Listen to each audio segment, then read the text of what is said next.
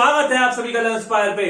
So last 2 lectures देख लिए हैं ना, थर्ड पार्ट और भी इंटरेस्टिंग होने वाला है। इतने सारे केसेस बताऊंगा ना, दिमाग घूमेगा नहीं, एकदम स्टोरी से फुलफिल्ड लोग, एकदम तृप्ति मिल जाएगी बॉस। देखो इतना मजा आएगा ना इस वीडियो में, तुम लोग कहोगे भाई सिचुएशन इतनी सारी हैं फिर भी इतनी मजेदार है। कॉम्प्लिकेटेड नहीं होगा, डोंट वरी। हम लोग आज 7 अलग अलग चीजों को, अलग अलग कॉन्सेप्ट को समझेंगे, ऑल्दो वो एक दूसरे से रिलेटेड ही है, वाइकेरियस लायबिलिटी के अंदर ही आती हैं। मुझे लगा कि normal concept, normal introduction about vicarious liability is given on YouTube, हर जगह दिया हुआ है, but I think this is required. लोगों को इसके बारे में नहीं पता है and I think you should know about it. So let's start. देखो यार, वाइकेरियस लायबिलिटी के अंदर हम लोग बहुत सारी चीजें कवर कर चुके थे कि वाइकेरियसली लायबल कब कौन होता है। हम लोग प्रिंसिपल, एजेंट, मास्टर सर्वेंट और पार्टनरशिप का रिलेशनशिप देख चुके, पार्टनर्स का रिलेशनशिप देख चुके थे कि कब कौन वाइकेरियसली लायबल होगा, ठीक है ना। वी हैव आल्सो सीन कि हम लोगों ने इंडिपेंडेंट कॉन्ट्रैक्टर्स और सर्वेंट में जो सारे केसेस थे उनको देखा। We have seen the exceptions. नहीं देखा ना, जाओ आई बटन पे क्लिक करो और वीडियोस देख के आओ। नाउ देखो, आज की क्लास में हम लोग कुछ स्पेशल केसेस को कवर करना है। जैसे अगर हम लोग सर्वेंट का फ्रॉड की बात करें तो क्या होगा, कैजुअल डेलीगेशन ऑफ अथॉरिटी होगा तो क्या होगा, नेग्लिजेंस अगर सर्वेंट के द्वारा होगा तो क्या होगा, सर्वेंट मिस्टेक कर दे तो क्या होगा, अगर लैंडिंग ऑफ सर्वेंट करें तो क्या होगा। इंपॉर्टेंट इसमें केस लॉस हम लोग देखेंगे, है ना। हॉस्पिटल के अंदर अगर प्रोफेशनल स्टाफ कुछ मिस्टेक करे तो क्या होगा, ठीक है। नया लग रहा है लेकिन सब कुछ इसी के अंदर है, डोंट वरी। हाँ, so let's start, let's cover all of them. So अगले 10 से 15 मिनट यहीं पे फोकस रहना, बहुत मजा आने वाला है। देखो हॉस्पिटल केसेस की अगर हम बात करें, अगर मेरे को बात बताओ, पहले क्या होता था कि जैसे असिस्टेंट स्टाफ है, जैसे कि मान लो असिस्टेंट एनेस्थेटिस्ट हो गए, असिस्टेंट सर्जन जो कि टेम्परेरी तौर पे रखे गए, नर्सेस रखे गए। इन लोगों के द्वारा जो टॉर्ट या फिर जो मिस्टेक जो कमिट होती थी यहाँ पे, है ना, उसके लिए पहले लायबल नहीं ठहराया जाता था। हिलियर वर्सेस सेंट बार्थोलोम्यूस हॉस्पिटल का जो केस है उसमें ये चीज इसकी बात करी गई। लेकिन ये सिचुएशन चेंज हो चुकी है दोस्त। प्रेजेंटली क्या है कि even though this is the mistake done by, any mistake which is done by the professional staff also, which is even not responsible for the, which is not even permanently employed or anything like that, वो भी hospital को liable कर देगी, ठीक है। एक point covered. मैं बोल रहा हूं, सिंपल है, ध्यान देखते चलो, बस पॉइंट्स को नोट डाउन करते चलना। What ever I am speaking the crux, तो इसको इधर उधर छोड़ना मत, ठीक है। So next point, lending a servant to another person। अच्छा सोचो, अपने सर्वेंट यानी कि मैंने जिसको एम्प्लॉय किया है उसको मैं किसी और को दे रहा हूं, उसका कोई काम करने के लिए। समझ में आ रहा है। यहां क्या होगा, यहां पे अगर वो टॉर्ट कमिट कर देगा तो कौन लायबल होगा। लेट्स थिंक, सोचो, क्या वो जिसका वो परमानेंट सर्वेंट है या वो जिसके लिए वो काम कर रहा है temporary. So the answer is we have to see the main consideration. What should be the main consideration in finding out the liabilities? Main consideration would be कि जब वो tort commit हुआ तब जो काम वो कर रहा था उसको करते दौरान control and direction, याद करो, control and direction of how the work would be done किसके हाथ में है, कौन से ओनर के हाथ में है, परमानेंट जनरल एम्प्लॉयर के हाथ में है या जिसने हायर किया उसके हाथ में है। So the liability will found out which of the two has the authority to tell that what is to be done and its way। what is to be done सोचो, वही बताएगा जिसने हायर किया है ना। लेकिन उसके तरीका, इट्स वे, वो कई दफा जनरल एम्प्लॉयर के हाथ में होता है। अच्छा सर क्या कह रहे हैं, मैं बताता हूं। देखो इस केसेस में थोड़ा सा याद करके चलना पड़ता है अपने को कि एक जनरल प्रिजम्पशन होता है, प्रिज्यूम करके चलती है कोर्ट कि whenever such a case arise the general employer has the authority, has the power of control. मतलब power of control is presume to be the general employer, presumption रहता है court का। एंड द कॉन्ट्ररी, अगर इसके against prove करना है, general employer कहना है कि नहीं नहीं भाई मेरी गलती नहीं है, वाइकेरियसली एम्प्लॉयर लायबल है दूसरा वाला, अगर ऐसा प्रूव करना है तो it's the responsibility of general employer to present the facts before the court कि हाँ भाई मेरी गलती नहीं है, यू आर लायबल। सो ऐसे में यहां को क्या समझ में आ रहा है कि लायबिलिटी पहले से कोर्ट इसकी मानेगी, और ये अगर ना प्रूव कर पाया तो इन्हीं को लायबल ठहराया जाएगा। Getting the point? अच्छा, केस लो तो बताओ सर। चलो मॉक्स डर्सी का केस देखते हैं। कहां गया? हाँ, Mersey Docks versus Harbour Board and Coggins versus Griffith Liverpool का केस देखते हैं। देखो यार, यहां क्या होता है, ये जो हार्बर बोर्ड है ना, ठीक है, ये क्या है, इनके क्रेन्स चलते थे। क्रेन जो होती है अपनी सामान उठाना रखना है ना, तो ये क्रेन्स को लेट करते थे, दूसरों को किराए पे देते थे उनके काम के लिए, और साथ ही अपने ही ट्रेंड सर्वेंट्स भी देते थे उनको कि जाइए ले जाइए, ठीक है। अच्छा, अब क्या हुआ कि स्टीव डोर्स होते हैं वो लोग जो शिप में सामान चढ़ाते और उतारते हैं, ठीक है। अब एक स्टीव डोर ने इसकी एक क्रेन को और इसके एक सर्वेंट को हायर किया, ठीक है, किया। अब यहां पे जब वो ट्रांसफर कर रहा था क्रेन से सामान शिप के ऊपर लोड कर रहा था, तो उस दौरान एक पर्सन एक्स को इंजरी हो गई। ओके, सो अब मेरे को बताओ, जिसने यानी कि स्टीव डोर ने जिसने उसको हायर किया वो लायबल होगा, या फिर जनरल एम्प्लॉयर यानी कि harbour board? So answer is, court ने कहा कि इवन दो काम वो कर रहा था जो स्टीव डोर ने उसने करने को कहा, लेकिन फिर भी the way of operating the cranes was defined और the training was given by the harbour board. So generally उसका ही कंट्रोल उस पे प्रिज्यूम किया गया, and hence the stevedores were not held liable and the harbour board was held liable, ठीक है। सो ऐसा हुआ क्यों? Because the court said that in cases of hiring, transfer of services is presumed and not the transfer of servant. समझ में आ रहा है? Transfer of services is presumed and not the transfer of servant. Ultimate control and authority over the servant is considered over the general employer only. ठीक है, cover हो गया?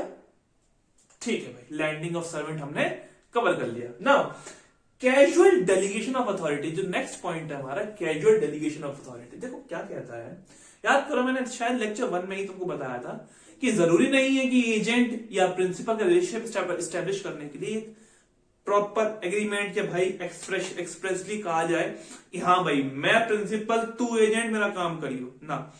It's not always necessary. Sometimes casually भी आप अपनी authority delegate कर देते हो और वहां पे वो आपका एजेंट बन जाता है। In that case, for example, आपके दोस्त को आपने कहा कि ले भाई गाड़ी चला, मैं थक गया, उस दौरान उसने नेग्लिजेंटली चलाई और उसने एक्सीडेंट कॉज कर दिया, बताइए लायबल होंगे?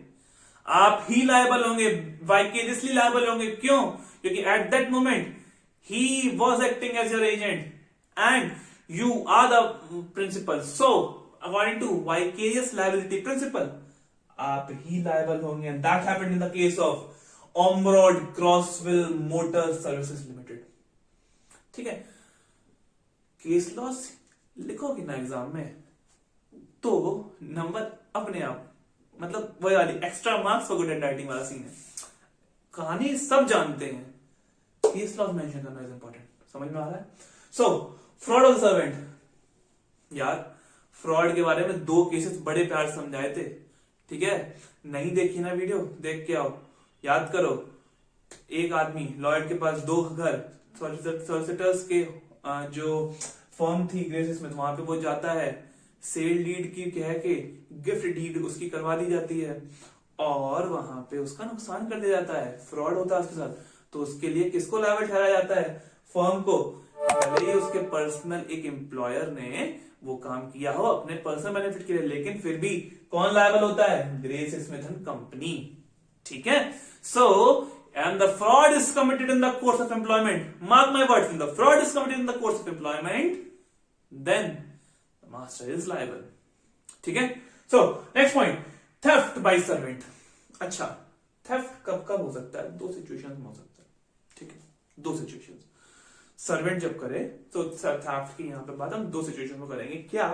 when the goods जिसका थेफ्ट हुआ हो या तो वो बेल्ड हो, थर्ड पार्टी ने आपको, मान लीजिए मेरा सर्वेंट है, मेरा सर्वेंट, थर्ड पार्टी, तीन लोग, थर्ड पार्टी ने मुझे गुड्स दिए। फॉर एग्जाम्पल मान लीजिए एग्जाम्पल के तौर पे मुझे इस इंसान ने अपना फर कोट दिया कि भाई इसकी ड्राई क्लीनिंग करनी है और जो कुछ इसमें दिक्कतें हैं वो सब देख लियो। ठीक। मैंने अपने सर्वेंट से कहा कि सुन भाई ये ले जा, इसका ये काम करा ला। अब इसने वो काम तो कराया नहीं, लेके गया भाग। तो यहां पे आप बताइए क्या मेरी लायबिलिटी होगी? क्या थेफ्ट जो है वो कोर्स ऑफ एम्प्लॉयमेंट में माना जाएगा? सोचो सोचो सोचो। मैं तुमको केस से ले चलता हूं। देखो, चेशायर वर्सेस बेली की अगर हम बात करें, चेशायर वर्सेस बेली केस में, तो यहां पहले हम लोग क्या कंसिडर करते थे कि अगर इंसान थेफ्ट कमिट करे, सर्वेंट थेफ्ट कमिट करे, तो हम लोग मास्टर को लायबल नहीं करेंगे क्योंकि वो out of the course of employment है। लेकिन जो मैंने तुम्हें अभी फरकोट वाली कहानी सुनाई, वो कहानी थी Morris versus C W Martin and Sons Limited की। Morris versus C W Martin and Sons Limited की। ये केस इसके बाद आया है, मॉरिस वाला बेली के बाद आया है। इसने कहा कि देखो, सिचुएशन को बहुत प्यार समझा है। देखो, अगर ये जो सर्वेंट है जिसको तुमने कहा कि फरकोट सही करा के लाओ, ठीक है, अगर ये चुरा ले तो आप लायबल होंगे, मास्टर लायबल होगा। लेकिन अगर जैसे जो मेरी फर्म है जहां पे ये सफाई काम होता है, वहां का कोई और आदमी आके चुरा ले, तो I not be vicariously liable. बात समझ में आ रही है? क्यों? Because I have given him the authority and the power to do that theft under the course of employment. समझ रहे हो ना?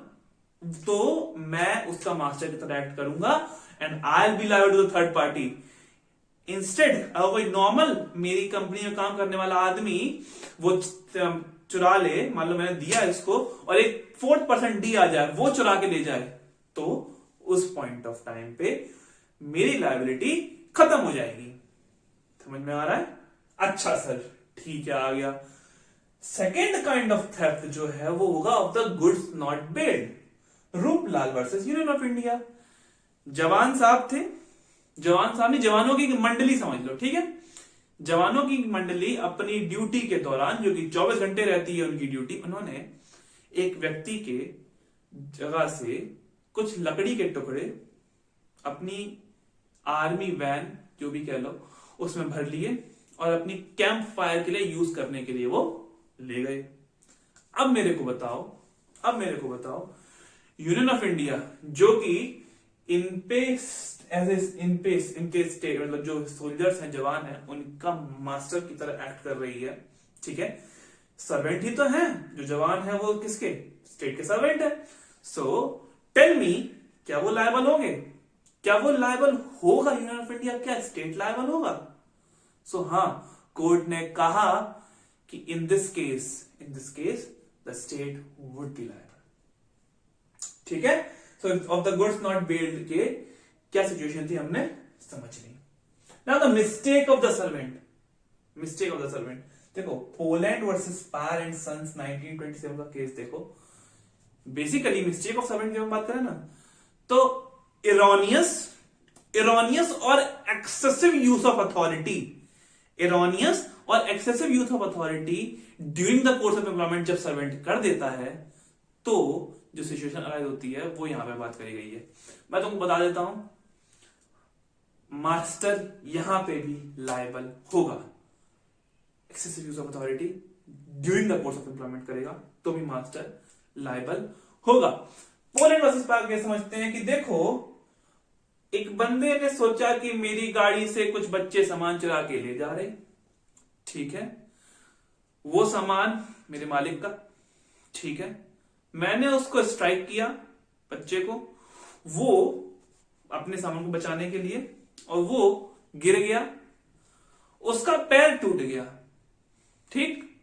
अब ऑल्दो कोर्ट ने कहा कि एक्सेसिव यूज था पावर का, ठीक है, ज्यादा हार्म हो गया उसको, लेकिन यहां पे इतना ज्यादा एक्सेसिव नहीं था कि इसको एक क्राइम करके केवल उस स्पेसिफिक पर्सन तक ही सीमित रख सकें। ये उसने किया क्यों? Because he was in the course of employment, वो अपनी ड्यूटी ही कर रहा था, और उसी के दौरान उसने थोड़ा सा एक्सेसिव यूज ऑफ फोर्स कर दिया। सो उसके लिए कहा गया कि आप यानी कि मास्टर लायबल ठहराए जाएंगे। याद रहेगी ये बात, नोट डाउन कर लो ब्रो, ठीक है, हेल्प रहेगी। इतने सारे फैक्ट्स और इतने सारे केस हो जाते हैं ना, चीजें लिखने के बाद ही याद हो पाती हैं। So last point, negligence of servant. Negligence of servant में क्या सिचुएशन बनेगी? देखो यार, विलियम्स वर्सेस जोन्स का केस उठाते हैं। चलो यहां पे क्या हुआ कि डिफेंडेंट जो था, डिफेंडेंट का जो सर्वेंट, वो एक कारपेंटर था, ठीक है। अब वो कारपेंटर जब प्लेंटिफ के यहां काम कर रहा था तो उसने माचिस जलाई सिगरेट पीने के लिए, ठीक है, और उससे आग लग गई, नुकसान हो गया। मेरे को बताओ यहां पे क्या हुआ होगा?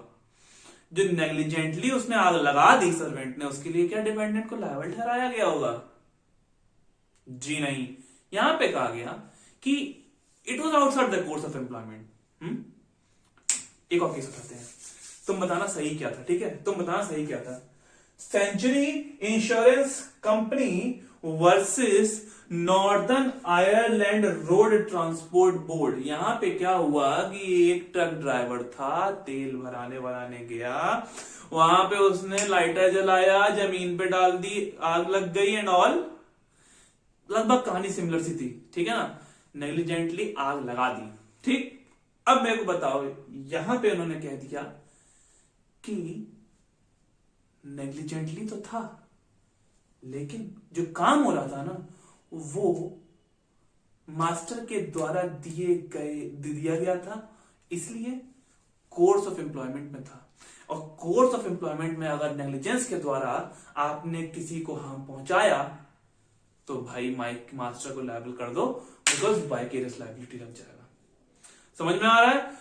सो यहां पे इतना ही था, ये 7 पॉइंट कवर किए। 3 और मेजर पॉइंट्स हैं, 3 और मेजर हेडिंग्स हैं जो वाइकेरियस लायबिलिटी चैप्टर में हमको पढ़नी है। उसके बाद इस चैप्टर में कहीं से कोई भी चीज नहीं रह जाएगी, कंप्लीट, ठीक है। सो लास्ट वीडियो जरूर देखना, कंप्लीट करे बिना मत जाना। तो अगर ये वाली वीडियो पसंद आई ना भाई, तो लाइक करो, सब्सक्राइब करो, शेयर करो, हाँ, मजे करो।